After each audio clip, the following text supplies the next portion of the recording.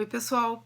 Estamos inaugurando hoje, então, a coluna Diário de Notícias, através da qual eu vou bater um papo aqui com vocês sobre mídia, cultura e contemporaneidade. Na conversa de hoje, queria propor uma reflexão a respeito do jornalismo especificamente, ou da mídia jornalística, né?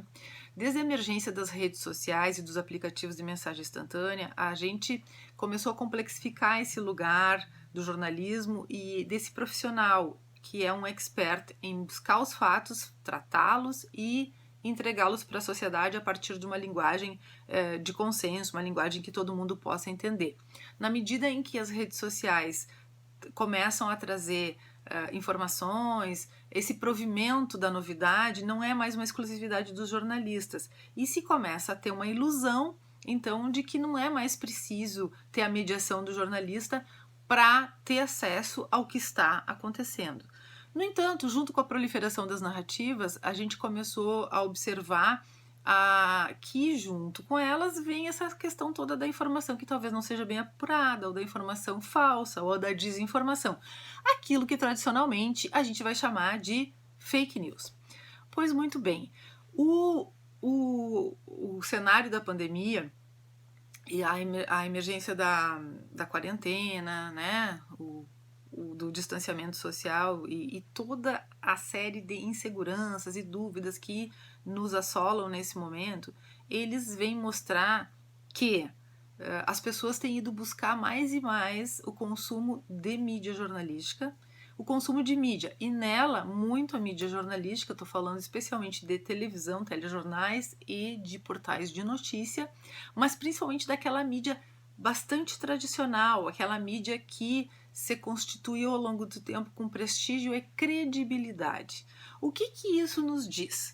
Nos diz que quando a gente quer saber algo de informação precisa mesmo, uma novidade que a gente quer saber com profundidade, quer saber com referência, nós vamos buscar nas velhas marcas tradicionais. Nós podemos ter crítica a essas mídias, né? Nós podemos, inclusive, não concordar com a perspectiva, mas a gente vai buscar nessas mídias o que está acontecendo, nem que seja então para fazer o contraponto. Então a gente diz assim, a mídia pode não nos dizer exatamente como a gente deve pensar, mas ela nos diz quais são os temas que são próprios da agenda pública, daquilo que está sendo discutido, o que de mais importante está sendo pensado nesse momento, né?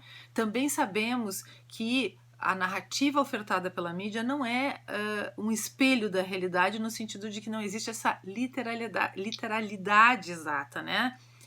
Porque a narrativa é uma construção e, como tal, ela é mediada pela linguagem, portanto, não existe esse ponto zero entre o que aconteceu e a forma como eu vou contar. Sempre tem um enquadramento e um ponto de vista.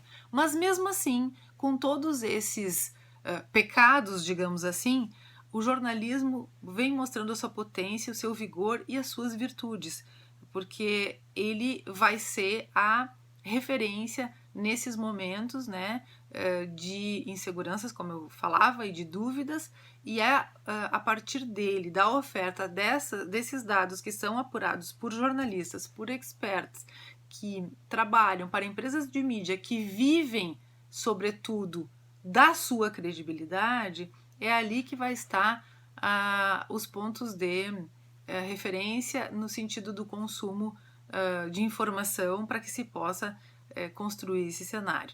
Então, pessoal, hoje a minha reflexão ela traz essa questão para a gente. Nós temos as nossas críticas à mídia jornalística como tal, né?